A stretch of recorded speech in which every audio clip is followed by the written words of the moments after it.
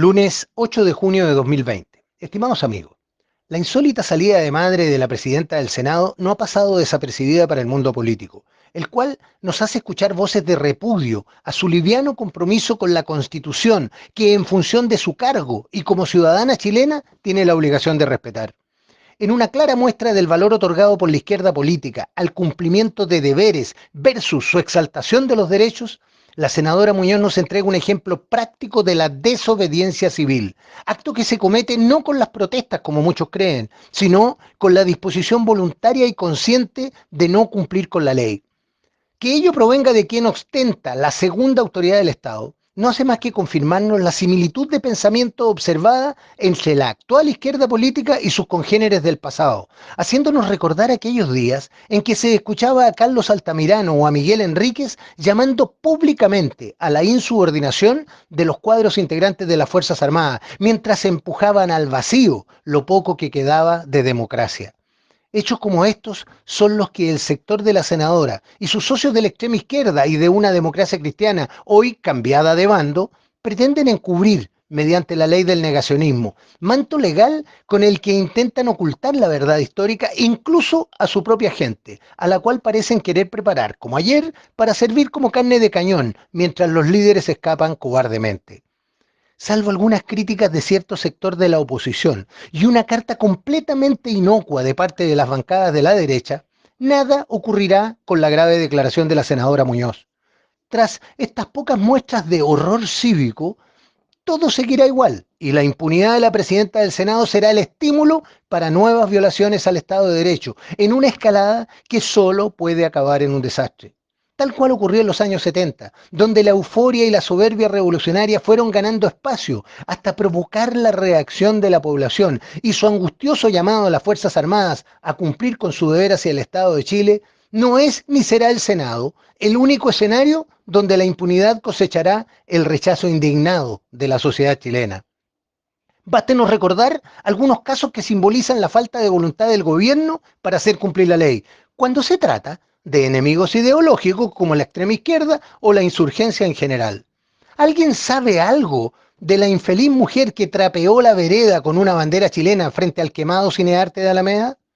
¿O del grupo de agitadores violentos que quemaron nuestro símbolo patrio en la puerta de la Intendencia de Valparaíso?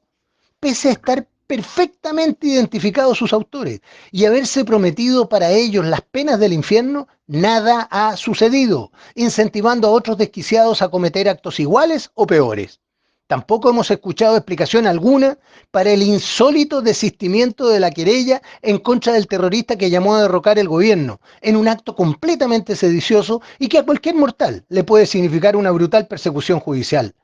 ¿Y para qué preguntar? Por la inexplicable utilización del portal TV Educa en que se instruye a niños de corta edad sobre la necesidad de cambiar la Constitución, en un manejo ideologizado de las mentes infantiles, pensando tal vez que ellos son el medio para convencer a sus padres. Solo mencionando estos casos, dos de los cuales al menos son de ineludible responsabilidad del intendente de Santiago, podemos concluir que algo está ocurriendo con nuestras autoridades, las cuales muestran un miedo irracional hacia la amenaza de reacción de la extrema izquierda y sus cómplices del Congreso. De otro modo, no podemos comprender que se dejen manipular de esta forma o que acepten sin chistar que les saboteen sus mejores herramientas de apoyo educacional, cosechando el rechazo y el desprecio de gran parte de la sociedad. Los hechos descritos, y muchos más que no es del caso enumerar, están asociados a la violencia revolucionaria iniciada en octubre pasado y al plebiscito impuesto gracias a ella. Sin embargo, hay otro ejemplo de la grave discriminación que cometen los entes estatales, no solo los del gobierno, en cuanto al tratamiento a los casos de violencia rural en la Araucanía.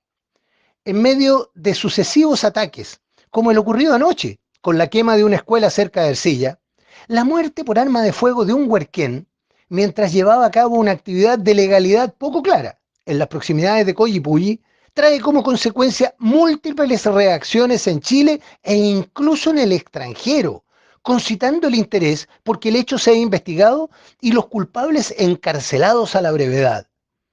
sin dejar de reconocer que no hay vidas de primera ni de segunda, Cabe preguntarse por lo que se ha hecho con el cobarde asesinato de un honesto caminero en Victoria, el cual fue asaltado por un grupo de terroristas que lo quemaron junto a su camión y le provocaron la muerte luego de 24 días de agonía. Nada se sabe al respecto. Y por supuesto la prensa mantiene prudente o convenido silencio sobre el hecho y sus consecuencias.